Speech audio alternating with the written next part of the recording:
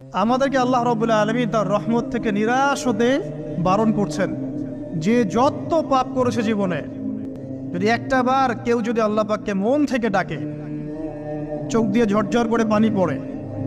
আল্লাহ পাককে বলে, সেজদায় গিয়ে পড়ে আল্লাহকে বলে রব্বিক ফিরলি, আল্লাহ আমাকে মাফ করে দাও, তার মনের মধ্যে যদি সততা থাকে, মন থেকে যদি সেই কথাটা বলে থাকে, আল্লাহ পাক শুধু তাকে ক্ষমাই করবেন না, তার সমস্ত গুনাহগুলোকে আল্লাহ নেকি দিয়ে পরিবর্তন করে দিয়েছে। একটা হাদিস পড়ছিলাম, নবী করিম সাল্লাল্লাহু আলাইহি ওয়াসাল্লাম তিনি বলছেন যে লাম্মা কাদাল্লাহুল খালক, যখন আল্লাহ রাব্বুল আলামিন এই মহাবিশ্ব সৃষ্টি করেন, তখন আল্লাহ রাব্বুল আলামিন কাতাবা কিতাবান, একটা কিতাব লিখেছেন, একটা কিতাব আছে আল্লাহর কাছে। কাতাবা কিতাবান ফাহুয়া ইনদাহু ফাওকাল আরশ, যেই কিতাবটা আল্লাহর নিজের কাছে আছে, আরশের উপরে, সেখানে আল্লাহ পাক লিখে রেখেছেন